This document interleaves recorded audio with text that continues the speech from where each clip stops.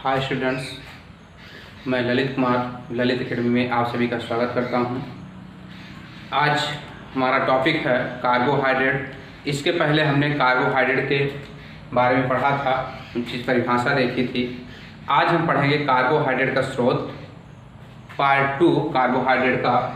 तो हम देखते हैं कार्बोहाइड्रेट। एक बार हम पुनः आपको अवगत करा दें कार्बोहाइड्रेट क्या है।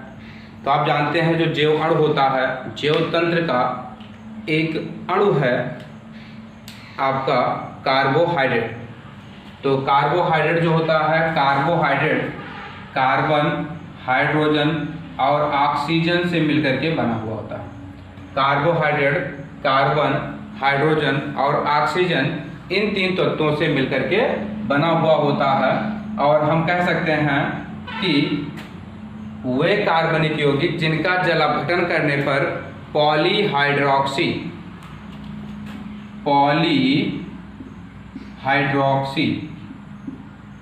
जिनका जल अपघटन करने पर पॉलीहाइड्रोक्सी एल्डिहाइड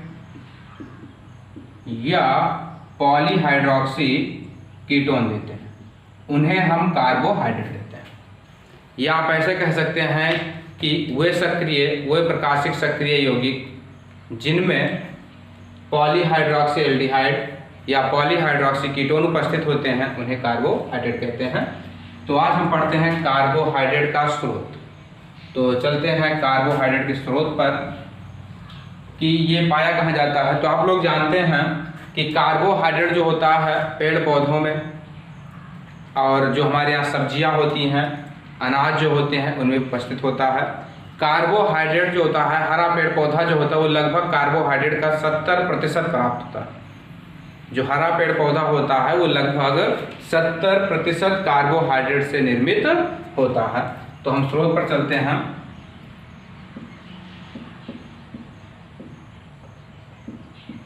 तो स्रोत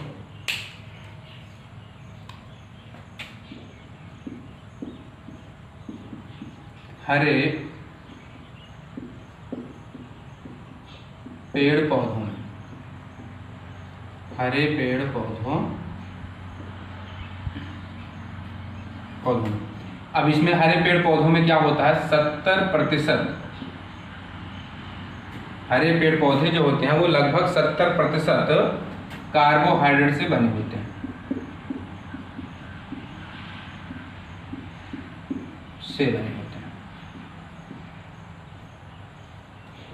तो 70% क्या होता है आपका, जो हरा पेड़ पौधा होता है वो हमारे 70% कार्बोहाइड्रेट से ही बने होते हैं। और देखते हैं जैसे आपका गेहूं हो जाता है, चावल हो जाता है, आपका मक्का हो जाता है, जौ या ज्वार, ये सभी में क्या होते हैं आपके कार्बोहाइड्रेट पाए जाते हैं। और कह सकते हैं हरी सब्जियां, हरी सब्जी, इसमें क्या होता है आपका कार्बोहाइड्रेट पाया जाता है। और बात जिक्र किया जाए कि जो आपका गेहूं, चावल, मक्का, ज्वार, हरी सब्जियां हैं, कार्बोहाइड्रेट किस रूप में पाया जाता है। तो कार्बोहाइड्रेट यहाँ पर स्टार्च के रूप में पाया जाता है। स्टार्च के रूप में क्या होता है आपका, कार्बोहाइड्रेट जो होता है स्टार्च के रूप में पाया जाता है। और जैसे फल की बात करें, जैसे आपका केला हो जाता है, अमरूद हो जाता है, अमरूद हो जाता है, जैसे गन्ना हो गया, तरबूज हो जाता है, तरबूज, चुकंदर, इन सभी में क्या है आपके कार्बोहाइड्रेट पाए जाते हैं। ऐसे कहा जाता है लगभग वाटरमेलन जो होता है, तरबूज, वाटरमेलन में लगभग 7.55 ग्राम के आसपास जो है कार्बोहाइड्रेट पाया जाता है। 7.55 ग्राम प्रति 100 ग्राम, यानी कि 100 ग्राम में, वाटरमेलन के 100 ग्राम में 7.55 ग्राम आपका कार्बोहाइड्रेट पाया जाता है। इतनी चीज़ें हैं आपका। और जिक्र करते हैं हम कि जो कार्बोहाइड्रेट होता है कार्बोहाइड्रेट से हमें ऊर्जा प्राप्त होती है। और अगर देखें तो कार्बोहाइड्रेट को हम दो रूपों में ग्रहण करते हैं, यानी देते हैं कार्बोहाइड्रेट को हम दो रूप में ग्रहण करते हैं,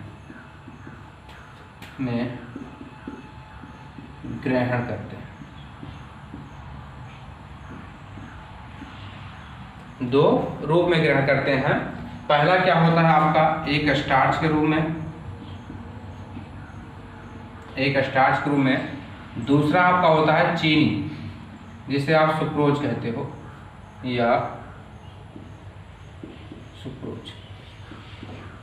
तो हम जब भोजन करते हैं तो कार्बोहाइड्रेट को दो रूपों में ग्रहण करते हैं, एक आपका हो जाता है स्टार्च के रूप में और दूसरा होता है सुक्रोज के रूप में।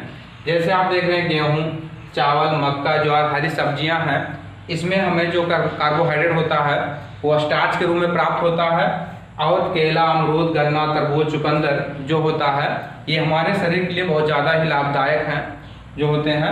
और इसमें क्या होता है, ये मीठे भी होते हैं, लगभग चीनी पाए जाते हैं। तो वही हम कार्बोहाइड्रेट जो होता है हम दो रूपों में क्या करते हैं, ग्रहण करते हैं। अब बात होती है, ये आपका स्रोत हो जाता है। अब बात हम करते हैं कार्य, कार्बोहाइड्रेट के कार्य आपका। तो कार्बोहाइड्रेट का कार्य जो है वो पहला आपका हो जाता है जैसे ऊष्मा या ऊर्जा प्रदान करना।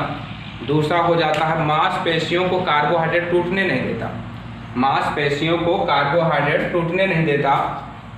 और आप कह सकते हैं कि कार्बोहाइड्रेट कोशिका झिल्ली को क्या करता है, निर्माण करता है, कोशिका झिल्ली का निर्माण करता है। तो हम लिखेंगे यहाँ पर फर्स्ट पॉइंट में कि कार्बोहाइड्रेट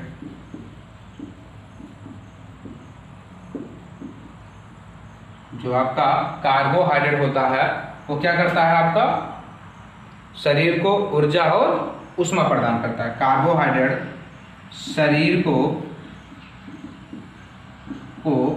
ऊर्जा व ऊष्मा प्रदान करता है।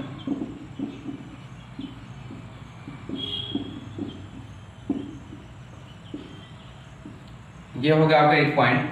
तो कार्बोहाइड्रेट क्या है, हमारे शरीर को ऊर्जा प्रदान करता है। कार्बोहाइड्रेट जो होता है शरीर को तुरंत ऊर्जा प्रदान करता है, कार्बोहाइड्रेट शरीर को तुरंत ऊर्जा प्रदान करता है। और आगे चलते हैं कि कार्बोहाइड्रेट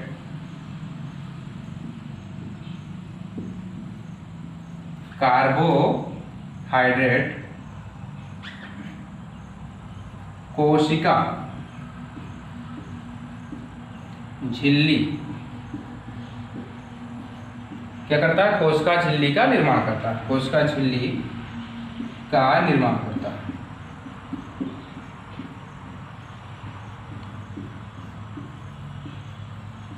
एक ये हो जाता है आपका। नेक्स्ट हो जाता है आपका कि मांसपेशियों को कार्बोहाइड्रेट जो होता है ये मांसपेशियों को टूटने नहीं देता। तो आप यहाँ लिखेंगे कि कार्बोहाइड्रेट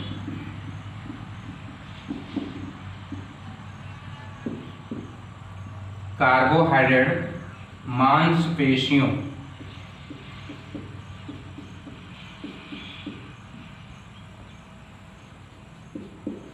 को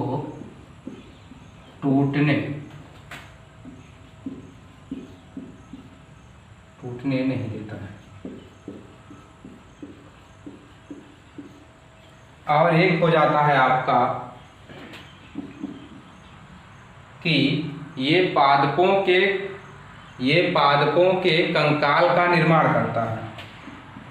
ये पेड़ पौधों के कंकाल का निर्माण करता है, निर्माण करता है।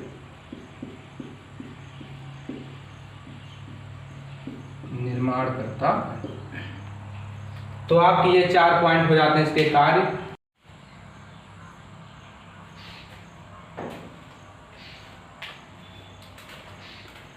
आप लोग इसे नोट कर लिए होंगे। अब आगे हम चलते हैं।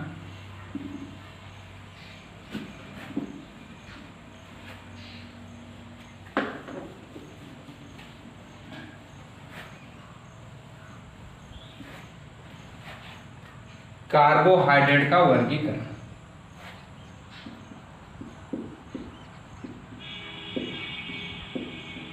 कार्बोहाइड्रेट का वर्गीकरण।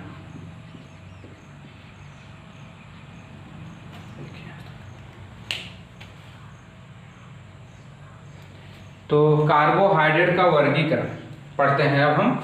कार्बोहाइड्रेट का वर्गीकरण 3 आधार पर किया गया है। कार्बोहाइड्रेट का वर्गीकरण जो होता है वो 3 आधार पर किया गया है। तो आपका पहला हो जाता है जो है भौतिक गुणों के आधार पर वर्गीकरण, यानी कार्बोहाइड्रेट के भौतिक गुणों के आधार पर वर्गीकरण। तो आप लिखेंगे यहाँ पर भौतिक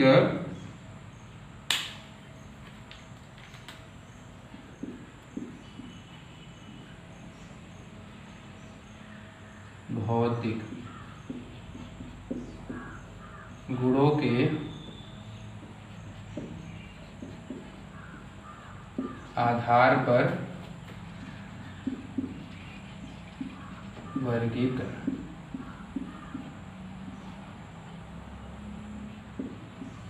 ये हो जाता है। दूसरा आपका हो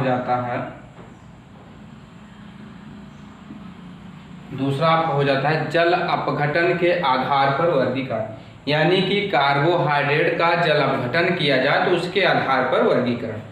तो हम लिखेंगे यहाँ पर जल अपघटन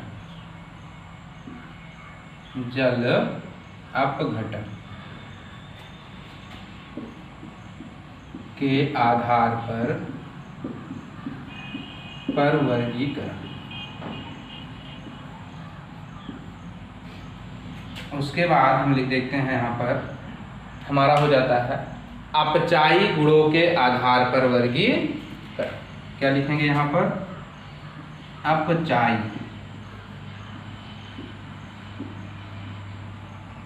गुणों के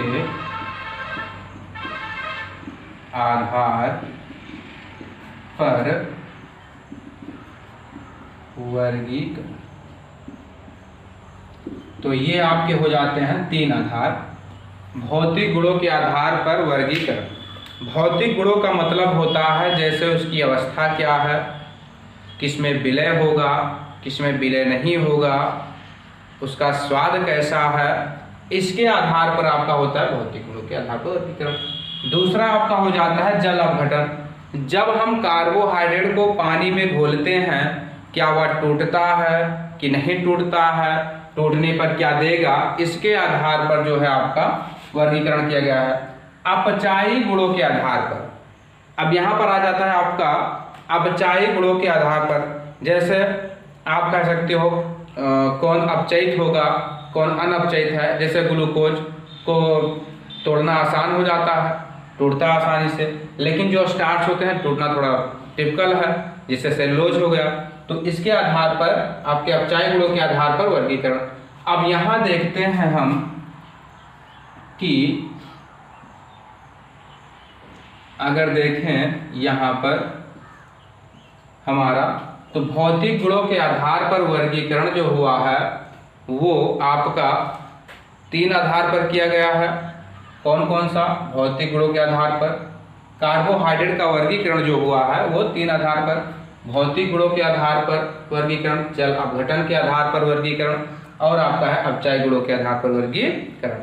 अब हम पहला पढ़ते हैं भौतिक गुणों के आधार पर वर्गीकरण। तो भौतिक गुणों के आधार पर वर्गीकरण इसका भी 2 भाग में हुआ है। एक होता है आपका शर्करा यानी कि शुगर, और एक होता है अनशर्करा, आप कह सकते हो, यानी कि जिसे कहते हैं अशर्कराएं, अशर्करा। तो आपका 2 प्रकार में वर्गीकरण हुआ है।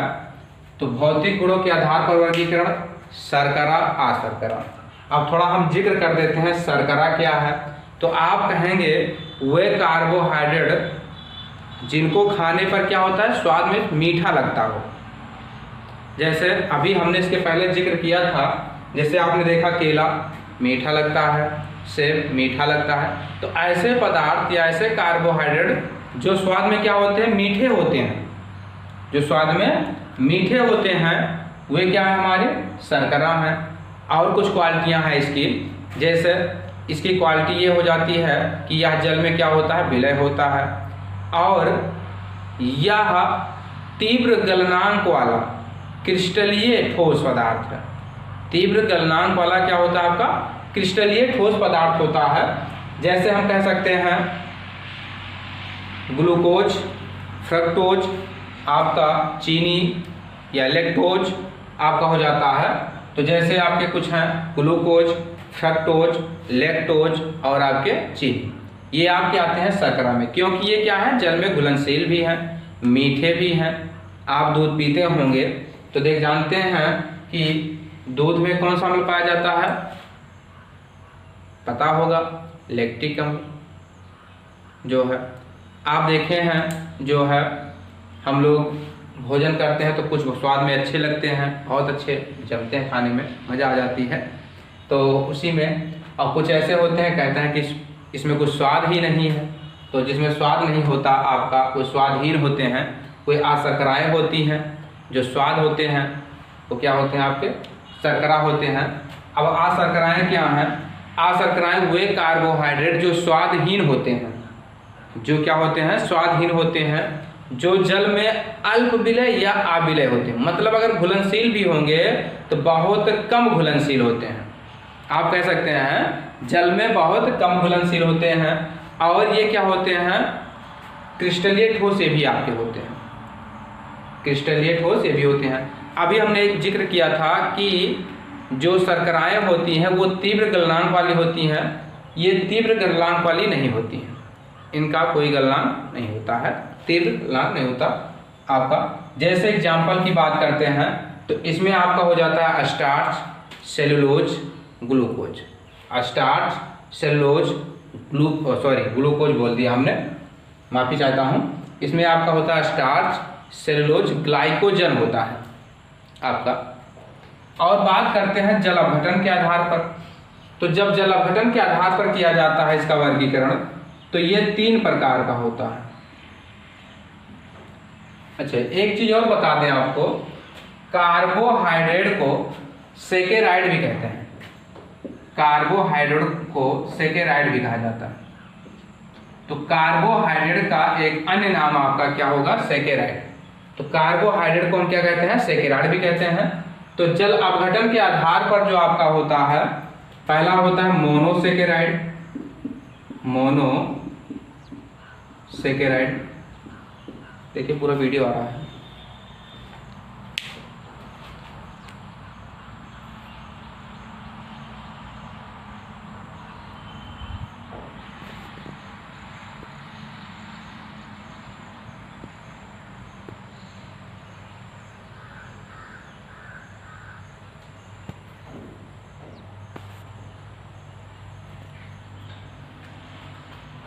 ओके, थोड़ा इधर कट रहा था इसलिए जो है ठीक करना पड़ा।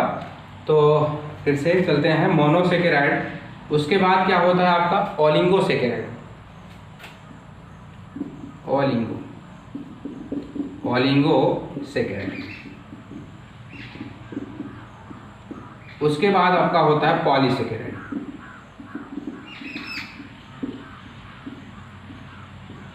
आपका तो ये 3 पार्ट हो जाते हैं इसके, मोनोसेकेराइड, ओलिगोसेकेराइड और पॉलीसेकेराइड आपके। तो जल अपघटन के आधार पर इसका वर्गीकरण किया गया मोनोसेकेराइड में, ओलिगोसेकेराइड में और पॉलीसेकेराइड में। अब ओलिगोसेकेराइड को पुनः बांटा जाता है, तो इसको आगे पढ़ेंगे हम। अब अपचायी गुणों के आधार पर आ जाते हैं। तो अपचायी गुणों के आधार पर अगर आते हैं तो हमें 2 मिलता है। अपचायी गुणों के आधार पर जब आते हैं तो हमें 2 मिलता है, एक अपचायी शर्करा और दूसरी अनअपचायी शर्करा। एक मिलती है अपचायी शर्करा और दूसरा मिलता है अनअपचायी शर्करा। अनअपचाई शर्करा। तो पहला आपका क्या है, अपचाई शर्करा, दूसरा है अनअपचाई शर्करा। अगर इसकी बात किया जाए, इसमें एग्जाम्पल की बात करें, तो जैसे हम कह सकते हैं ग्लूकोज, क्या हो सकता है आपका, ग्लूकोज, फ्रक्टोज, ये आपके हो जाते हैं ग्लूकोज, फ्रक्टोज। और इसमें अगर बात की जाए अनअपचाई में, तो आपने अभी शर्कराएं पढ़ी थी, जैसे स्टार्च, आपका स्टार्च, सेलुलोज, तो ये कहाँ आ जाते हैं, अनअपचाई में आ जाते हैं। तो आपका इतना है, तो आप इसे नोट कीजिए, उसके बाद हम पढ़ते हैं शर्करा और अशर्करा, स्पष्ट रूप से लिख देते हैं, नोट करते हैं हम इसको। तो ये तो अभी आपका कार्बोहाइड्रेट का वर्गीकरण है। वर्गीकरण आपका कार्बोहाइड्रेट के आधार पर, कार्बोहाइड्रेट का जो है 3 आधार पर किया गया है, भौतिक, जल अपघटन और अपचाई गुणों के आधार पर।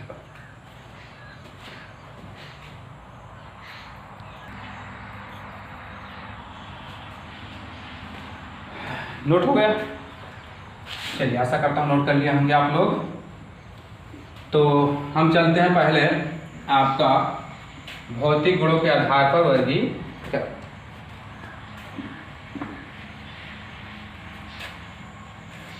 चलते हैं हम भौतिक गुणों के आधार पर वर्गीकरण।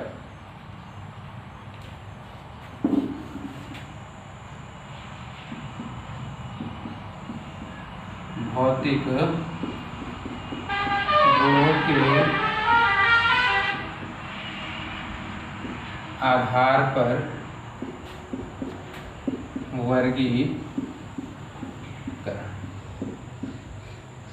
तो हम कह सकते हैं भौतिक गुणों के आधार पर कार्बोहाइड्रेट को 2 भागों में बांटा गया। यहाँ लिखेंगे हम भौतिक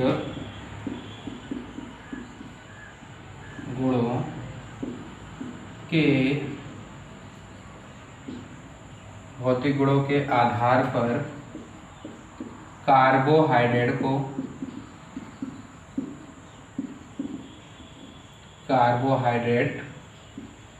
को 2 भागों में विभाजित किया गया है। विभाजित किया गया है।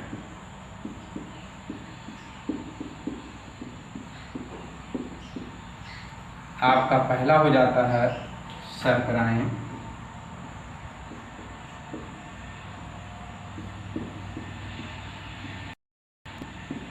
शुगर, और हमें दूसरा मिलता है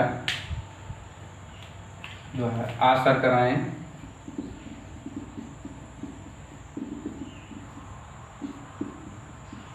नॉन शुगर।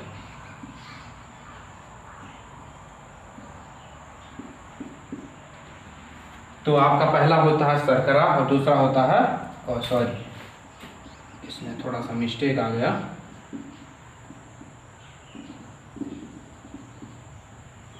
अशर्करा आपका होता है। तो पहले हम पढ़ते हैं शर्करा के बारे में। शर्करा आपका पहले हम पढ़ते हैं शर्करा बारे में। तो शर्करा क्या है, अभी आपको हमने बताया कि ऐसे कार्बोहाइड्रेट जो स्वाद में मीठे होते हैं और क्या होते हैं, जल में विलय होते हैं, और तीव्र गलनांक वाले क्रिस्टलीय ठोस होते हैं। तो हम यहाँ लिखेंगे वे कार्बोहाइड्रेट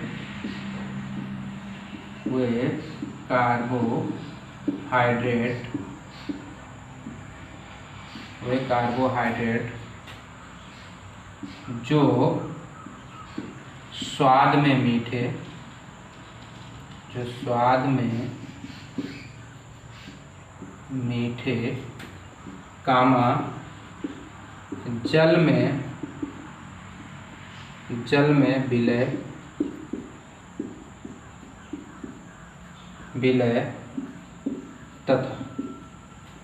विलय तथा तीव्र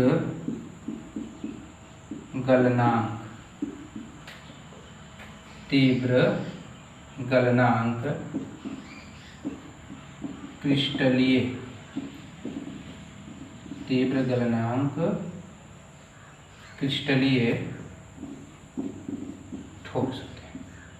तो वे कार्बोहाइड्रेट जो स्वाद में मीठे, जल में विलय तथा तीव्र गलनांक क्रिस्टलीय ठोस होते हैं,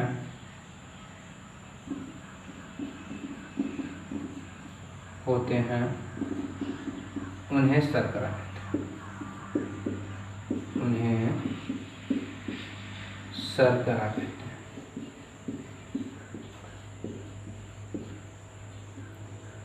अब बात आती है एग्जाम्पल की।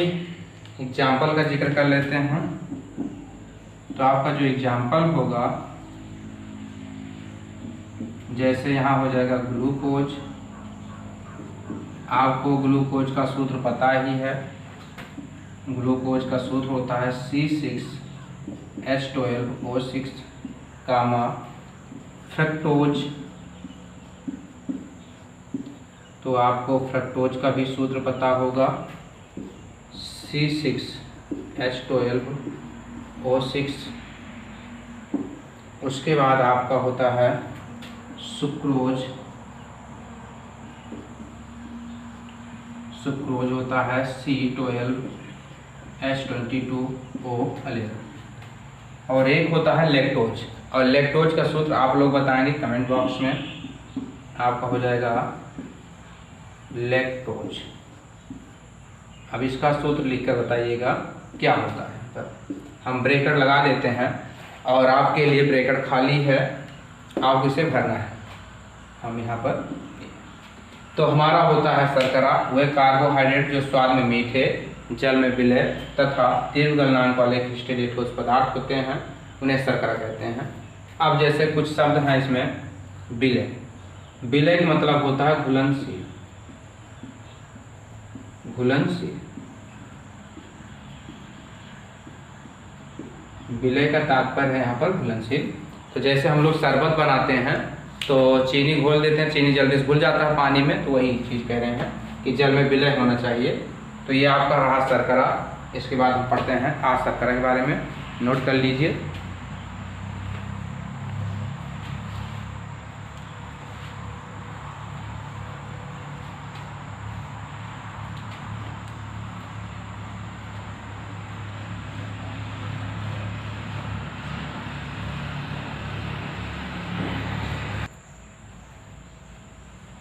अब हम पढ़ते हैं जो है आज शर्करा के बारे में।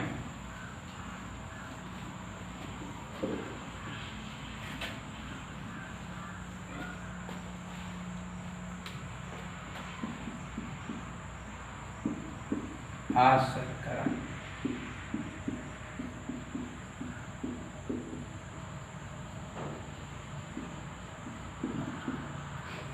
तो यहाँ लिखेंगे हम वे कार्बोहाइड्रेट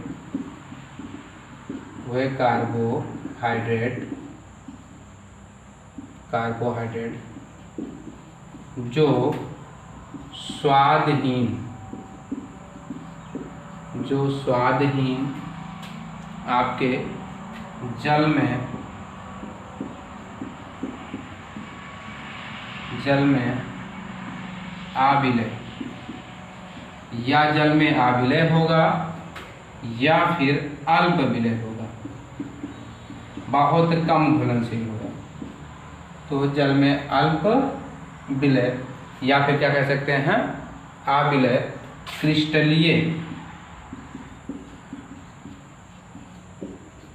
क्रिस्टलीय शब्द का मतलब होता है कि ऐसे पदार्थ जिनमें कुछ न कुछ जल के अणु उपस्थित होते हैं, उन्हें क्रिस्टलीय कहते हैं। इनकी संरचना जो होती है ठोस होती है, जो है जटिल होती है। तो क्रिस्टलीय आपके ठोस हैं, उन्हें हम क्या कहेंगे, ठोस होते हैं। क्रिस्टलीय ठोस होते हैं, उन्हें शर्करा कहते हैं। उन्हें शर्करा कहते हैं।